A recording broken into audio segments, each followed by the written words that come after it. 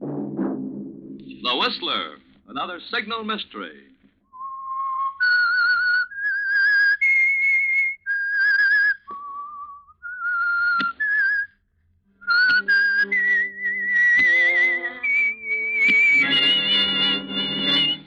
I am the Whistler.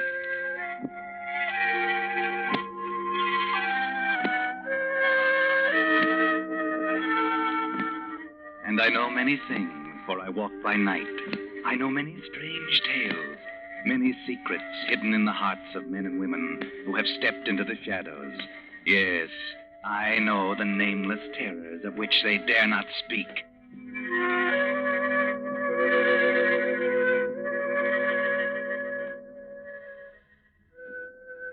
Tonight, the Signal Oil Company, marketers of Signal's famous Go Farther gasoline and motor oil, bring you another in a series of strange tales by the Whistler.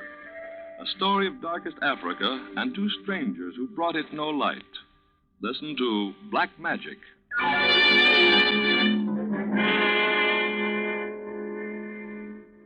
But first, I'd like to read you what the driver of a 1929 LaSalle thinks of Signal's Go Farther service. Wilfred Pollard of Los Angeles writes, naturally, when a car gets 15 years old, parts wear out and are difficult to replace. My radiator cap, for instance, is rusted so it no longer holds tight. Pop Figgett, at my signal station on Western and Harold Way, has on 3 occasions spent considerable time with pliers and wire repairing it. Pop does it without asking, and with a smile that makes you feel like you're doing him a favor. It's this kind of service, over and above the line of duty, that makes me like to trade with Signal oil dealers. Many folks are surprised these days to find Signal dealers going out of their way like that to please a customer. But there's a reason for it. Each Signal dealer is permanently in business for himself. He knows that the best way to keep his business good year after year is to give you thorough, reliable service that will keep you his steady customer. Such service is the reason so many drivers who want their cars to go farther are switching to Signal stations. Why don't you drive in and get acquainted with your neighborhood Signal dealer this week? Now, the Whistler.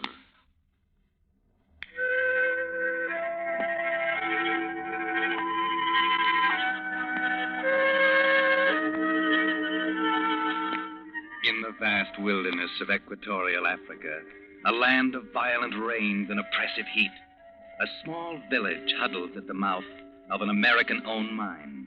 Carefully set apart from the squalid native huts stands the house of Paul Arnold, manager of the mine, master of the village. On this sticky afternoon, Paul is busy with his reports. Suddenly, his door is opened and a tall man in dirty whites enters. Yes? Oh. Nothing. I just wanted to tell you 4 more in the last hour. Maybe you want to add that to your report. I can take care of the reports without your help. So? Perhaps you can run the mine without my help. Perhaps you can run the mine with half the natives dead of malaria. I told you I've done everything possible. Dr. Kent should have been here days ago. Until he arrives, there's nothing more we can do. We could have forced the natives to take the quinine before this... Coming from you, that's a laugh. You've been here long enough to know you don't force these devils into doing anything. When Kent gets here, we'll take care of it. Until then, I don't want to hear anything more about it. Bien. But I think this doctor must have taken one look at Africa and turned back. Yes, Ahmed. Your pardon, Mr. Arnold. The automobile from Yarna. Oh, good. You'd better give up thinking, Pepe. That's Kent now. Come on. Oh, Ahmed, stir up some of the natives to help with the luggage. If I can, Mr. Arnold? Never mind ifs. Do as you're told. Yes. Pepe, be careful what you say to this doctor, you understand? You make it very clear. Oh, welcome, Dr. Kent. Hello. Well, we got here finally. Oh, we'd almost given you up. I'm Paul Arnold, of course. Let me... But don't look so startled. This is my wife, Nora Kent. Paul Arnold. How do you do, Mr. Arnold? How do you do? Well, this is something I hadn't counted on. I'm sure it must be. I mean, of course, your letters, Kent. You didn't say anything about bringing your wife. I know. Nora decided to come at the last minute. Well, this is an honor, an unusual honor. We'll do our best to make you comfortable, Mrs. Kent. I'm sure I'll be able to manage quite well. Yes. Yes. Well, come along into the house. It keeps out a little of the heat, some of the rain, and none of the bugs. Pepe will see to unloading your equipment, Doctor. Well, thanks, but that's something I make it a rule to see to myself. Can't afford to have anything broken out here. If you take Nora in. Of course. This way, Mrs. Kent. Thank you, Mr. Arnold.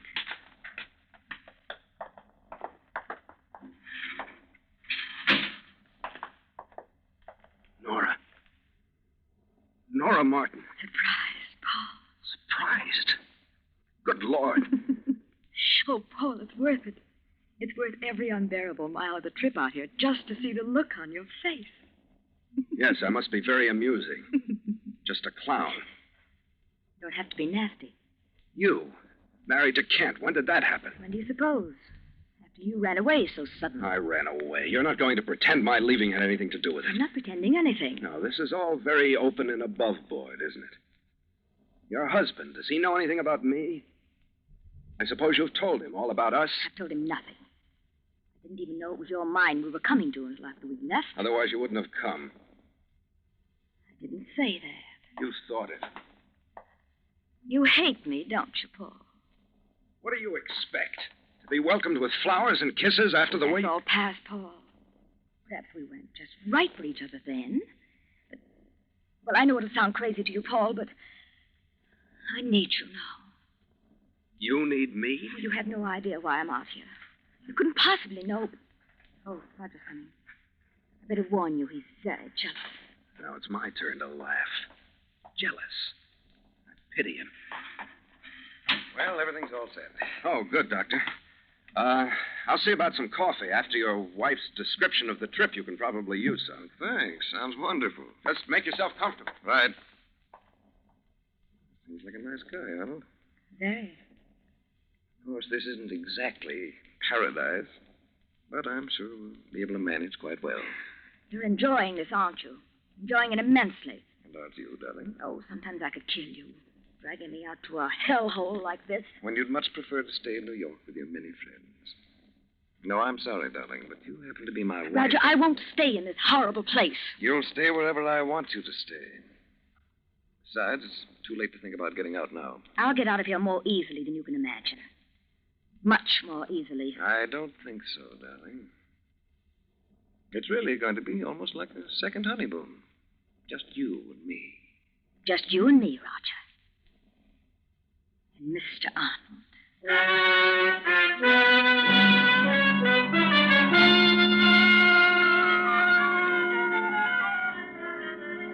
So, Paul Arnold's guests, Dr. Kent and his lovely wife, Nora, begin a delightful stay in Africa. They unpack, eat sparingly of a dull dinner, and spend the evening in equally dull conversation. Now it's the following morning, and while Nora sleeps late, Paul and Dr. Kent begin the work at hand. How far to this building you say I can use for a clinic, Arnold? It's there, just ahead through the grove. Not too well isolated from the village. Not too large. This is Africa, Doctor. You can't expect to find everything exactly to your liking. I realize that. I'm alarmed about the death rate. From your reports to the company, I didn't gather it was nearly this bad. Most of the deaths have occurred since you and Mrs. Kent left the States. By the way, where is Mrs. Kent this morning? I'm surprised she's not with you. What do you mean by that? Well, you did insist on bringing her out here. Do you think it was a mistake, is that it? Since you ask, yes, it is. If I were you, I'd send her back as soon as possible. Perhaps. But Nora happens to be my concern. If you don't mind, I'd rather not discuss it. As you say. Who's that fellow making all that noise? The native medicine man. He's calling off the evil spirits. My competition, eh? Yeah, so far he hasn't been very successful. No, but don't underrate his influence with these figures. What's that? I don't know. Sounds like trouble in the village. Come on. Right. Pepe! Pepe, what's the trouble? The usual thing. This fellow refuses to work. All right, take care of it. Just a minute. I'd like to talk to him. Go ahead. You others, go on. Get back to your houses. You. What's your name? Me, Nebo. Why aren't you at the mine? Digging in Earth Evil. Bring curse. Big sick. But we're going to take care of the big sickness. You go back to the mine. Nebo go to Mazaka. Mazaka? What do you mean? No evil in Mazaka. Nebo go. But I'm trying to tell You're you wasting your breath, Kent. You can't reason with them. Take him away, Pepe. Oui. Come on, you. What was he talking about? This Mazaka. That's a village on the plateau. They'll all run there if you don't watch them. Why? Oh, some more of their magic, I suppose. He said no evil in Mazaka. What did he mean? The natives have an idea there's no malaria there. It's possible. An area of immunity, maybe. I don't know. Let's get back to the house. Might as well. These people, they don't seem to be too fond of you. I'll take care of that. You stick to your test tubes.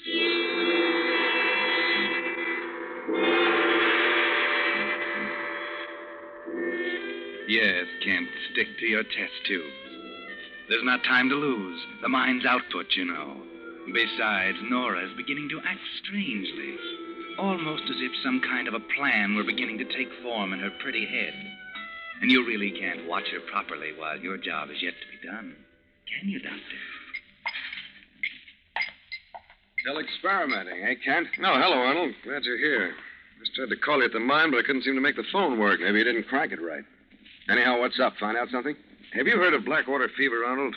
It's a form of malaria, a particularly deadly form. And that's what hit us? No, that'd be easy. I've treated blackwater cases. But the worst of them was nothing like this. What are you getting at? I'm telling you that we're up against something. This is a form of malaria worse than anything I've ever seen before.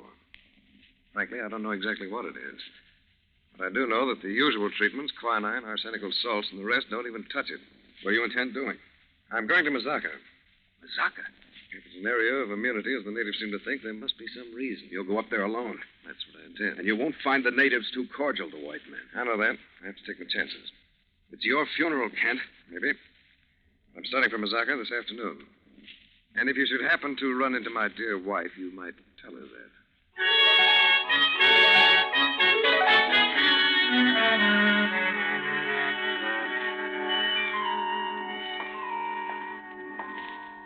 Well, Nora, I see you've packed my toothbrush. Anxious for me to leave? You don't have to be crude. I don't think you should make this trip, Roger. Oh, don't worry. I'll be back.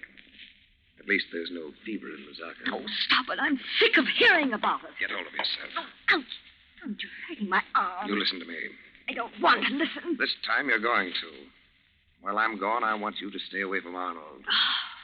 Jealousy again? You think I've forgotten? Just wipe the slate clean and start over? No, Roger, you don't forget. You're like an elephant. I don't want to forget. Night after night, you running around while I planned how to do away with myself so I could stop thinking. You were always so busy. You resented the fact that men found me beautiful. We'll see how much good your beauty does you out here. Oh, Roger, can't you give up this trip to Mazaka? Can't we both get out of here? I'll change. I'll do anything you say, only let's leave this place. After you've learned your lesson, Nora. All right, Roger, have it your way. You make me glad for every hour I've made you suffer. Yes, come in. The guides are waiting, Kent. Fine, I'm ready. Why don't you give up this insane trip? Still trying to talk me out of it? It's for your own good. I wonder if all you're worried about is my health. You're a stubborn fool. Remember, I told you. You too? That's my second warning in the last few minutes. Well, I'm off. Oh, yes, one thing more, Arnold. While I'm gone, see that Nora doesn't leave this house. Don't worry. I'll be here, waiting.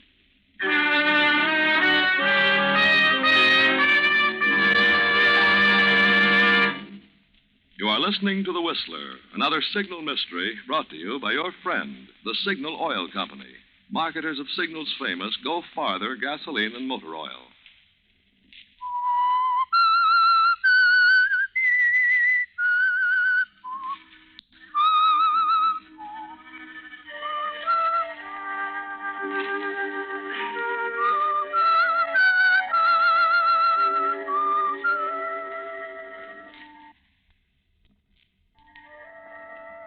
Well, a fine send-off. And Dr. Kent is on his way to Mazaka, leaving two people with very much on their minds. To help things along, rain has begun to fall. Cold, drizzling, clammy rain, falling without stop for 3 long, dreary days. Now it is night. Nora's pacing the room like a caged tigress. Arnold is trying to get something on the radio. Paul, stop fooling with that thing. Static's pretty bad tonight. Turn it off. My, what a case of nerves we're developing. Why don't you relax? Oh, this everlasting rain. You'll get used to it in I time. don't want to get used to it. He had no right bringing me here. Well, that's your affair. Why don't you try to get some sleep? Oh, sleep. Lie there in my room listening to the rain, feeling the decay that's all around. There's no use getting all worked up again. It's easy for you sitting there so calm. You think for 1 minute that I like it here? 10,000 miles from nowhere, day after day, with nothing but filth and disease? I can't understand why you stay, Paul. I have my reasons. You could go back where there are people. The theaters, the cafes. You could be happy. Let's not talk about it. Oh, Paul. Oh, we meant so much to each other once. You killed all that. We could go away together. Anywhere. Start all over again. Well, I promise I'll make you happy. Like we were before. You couldn't make any man happy. You love me. You still love me. Stop it, Nora. We're meant for each other. Our meeting here again proves Keep away from me. We'll go away now. Tonight. I love you. I swear it. Very pretty. Fine performance. Oh, You never could love anyone. Men are just something that you fit into that world you've built around yourself. but it's true. I do love you. It isn't going to work this Oh, time. can't you forget what's past? Oh, no, because I know what you're after. You want to get away from here, and I look like a convenient return ticket home. How can you say that? You're afraid. Afraid of being out here with him. No. Roger will do anything I say. I overheard your little love scene when he left. Looks like he's finally onto your tricks. Oh, stop it. And now he's going to make you pay. I'm your last hope, but it isn't going to work. You know everything, don't you? I know you, Nora. You're bad medicine. Just a minute, we have visitors. Who is it? Ahmed, the chief of the natives is here to talk to you. Just a minute. Nora, go to your room. Gladly. All right, come in. Why are you here, Chief Usman? My brother, the fever has him. What do you want from me? The new one. When does he return from Mazaka? No, 2 or 3 days. You send for him now. Maybe he say, my brother. I've got my own troubles. You told me the new one will help us. Can't you understand? It takes time. Too much time. The fever very bad. I'm sick and tired of hearing you complain. Get out. For so long you do nothing, bring no help. I said get out. You tell company nothing. You want my people to die, I know. What did you say? You want mines to be bad. Company, go away. Leave the mines. Shut up. You want to take mines. I will tell the new one. I'll stop your blabbing tongue. No, don't. You're joking, eh? Take your hands on his Never talk after I get to him. through with you. The curse of Legba on your head.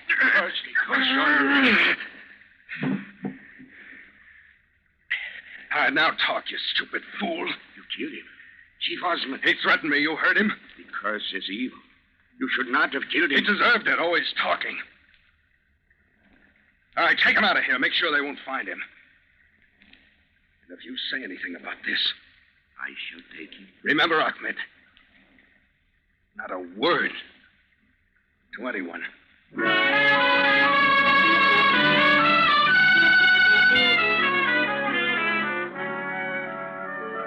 So, Paul, that's your little scheme. Let the natives die off so the company will abandon the mines. Then you will take over. Very clever, perhaps. Oh, Ahmed won't dare talk, and Osman can't. Now there is only Kent and his beautiful wife, Nora. Another day passes, and still another. Now it is night. The rain is gone, and the quietness has come. The sort of quiet that creeps into the bones and ferments in the mind. But now suddenly the silence is broken. Ahmed, the drums. They're beating the drums. It is the village. They haven't done that for days. I don't understand. What's happening? The natives, something's wrong. It began so suddenly. Oh, they're shouting. Listen to them like wild savages. It's strange. I don't like it. Come on, Ahmed, let's see what's wrong. You can't leave me here You'll alone. be safe. But I'm going with you. I won't stay here. Oh, all right. Look at that glow in the sky. They've got a fire going. The drums. They can seep right into your blood. It is the chant of Zora. Some more of that stupid magic. To my people, magic is important. What good does it ever do you? It can save. That we call white magic. White magic. It can also kill. That is black magic. That's enough of that kind of talk, Ahmed. Oh, look there. There through the trees. You can see them dancing around the fire. Wait a minute, this is close enough. Yes, it is better that they do not see you. Oh, I'm afraid. Let's go back. Stop your whimpering. Be quiet. Look at those two. They're tying him to that post. No. It is not a man. Well, what is it? An effigy, a straw image of one who is evil. We call it a legba. A legba? Paul! That effigy. It looks like you. No, you're imagining it.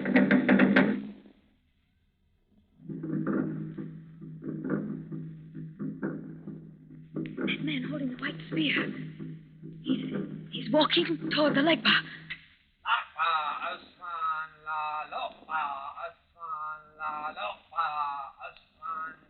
Ahmed, what's he saying? He says, O Asman, great chief, thy death shall be avenged. Osman. They found him.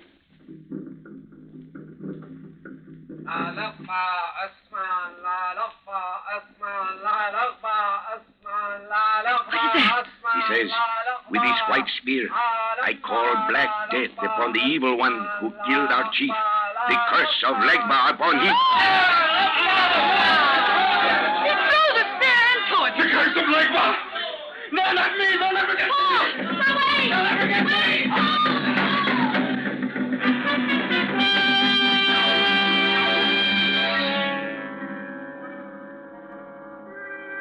That's right, Paul. They'll never get you. Not you. That's right. Hurry madly back to the house. Now get your things together. Hurry, there's no time. You've got to get away. I've got to get away. I have to hurry. There's no time. Who's there? It's us, Paul. What's the matter? I'm getting out of here right now. But there is no boat for 3 days. I'll hide out in jail. Now, hurry, Ahmed. Help me. Oh, listen to me. Don't bother me. The's no time. I'm going with you. You can't leave me here. Don't be a fool. Your husband. My chance. I'm going with you. I'd be crazy to take you. You're poisoned. No use, Paul. You'll never get on that boat without me. Why not? Because I know why you're running away. That effigy. It was you. No, I tell you, it You wasn't. killed their chief. Unless you take me, the police will be waiting for your chair. You tell them. You know I would. Get your things. Hurry. I'll be ready in a minute. Ahmed, bring my other bag. I have it here. And your gun. Good, I may need it. Oh, what else? A car. Someone is coming. Kent, you're back. I heard drums, natives on the road. What's going on here? They've gone mad. I don't know what. Arnold, your bags. What's happened? I'm getting out there after me. What are you talking about? They'll kill me. The curse of Legbus. Calm down, man. Listen to me. I'm all ready, Paul. We can... Roger. Nora. And your bags. You were going with him. Now, wait, Kent. I can explain. Yes, I'm going with him. We love each other. Nora, she's lying. Can't you see she's We've loved lying? each other for a long time. That's not true. And now Paul is taking me away. No, he isn't. I'll kill him first. Keep away from me. I've got a gun. You sneaking rat. Stay back. Stay back, I tell you. Don't. Killed him. You made me do it. Ahmed, quick, the car. Yes, I'll go. No one can stop us now, Paul. Stay here and rot. Paul, you can't. You can't. I'll go No, mad. you won't. Here, my gun. You do it yourself. No, Paul. Paul, wait for me. Wait, Paul. No use, Nora. He's gone. Roger. I thought you... Just got me in the shoulder. He will come back for me. You He will. couldn't get away. Just a telephone call. They'd stop you with the boat. Bring you back. You think you've got me now? That you'll keep me here? Come here. You think I'm beaten that everything will go just like you wanted? Listen. Well, you're wrong. You're wrong. Nora. You better What start have I done? changing your plans. Nora. Beginning right now. Ah!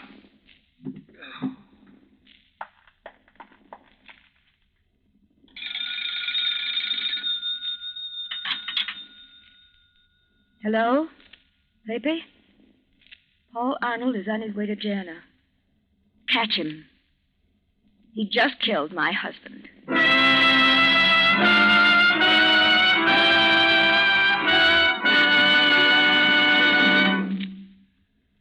Now, in just a moment, the Whistler will return to give you the strange ending of tonight's tale.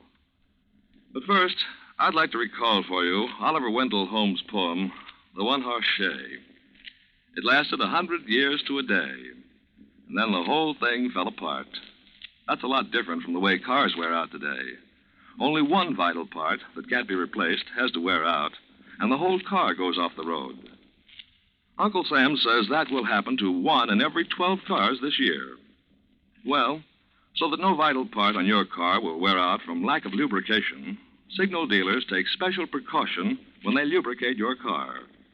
They use the famous Signal safety chart, on which the maker of your particular car shows every lubrication point and the exact oil or grease it should have. Before your signal dealer returns your car to you, he checks every point on your car against the safety chart, not just once, but twice, so not a single part can be missed. That's your guarantee that every part on your car will have its full share of the lubricant that will help it last out the duration. Yet you pay no more for this finer, longer life lubrication. So if it's been 1,000 miles or 2 months since last lubrication, why not protect your car by driving it into your neighborhood signal dealers for a Signal safety chart lubrication? And now, back to the Whistler.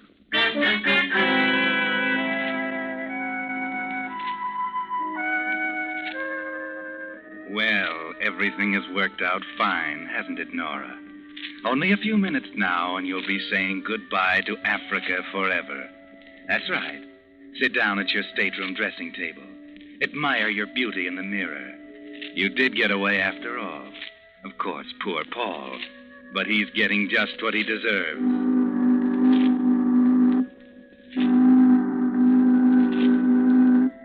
And now the boat is moving. You think you played your cards well. Of course, you couldn't know that Roger had found the answer to the strange form of malaria, that he was planning to take you away. You couldn't know that. So admire yourself in the mirror. Oh, what's the matter? No use breaking the glass, Nora. It's too late. You've seen it, that strange pallor to your skin. The fever is in your beautiful body, Nora. The fever Roger said was much worse than Blackwater. But of course, Roger is dead, and he can hardly save you now.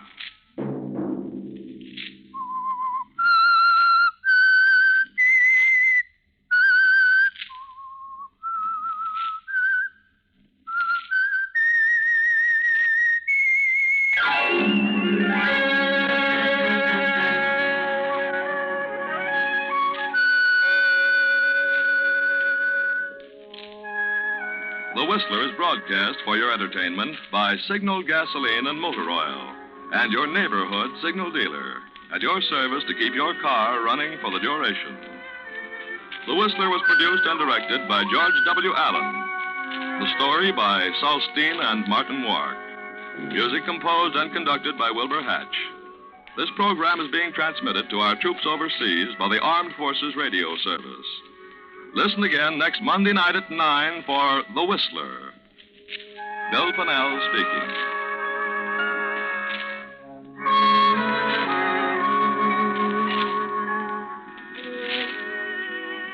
This is CBS, the Columbia Broadcasting System.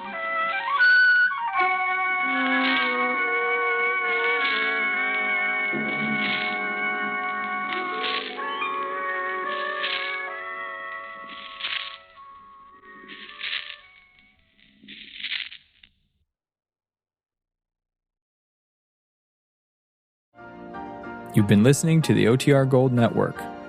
Find more classic radio at otrgold.com.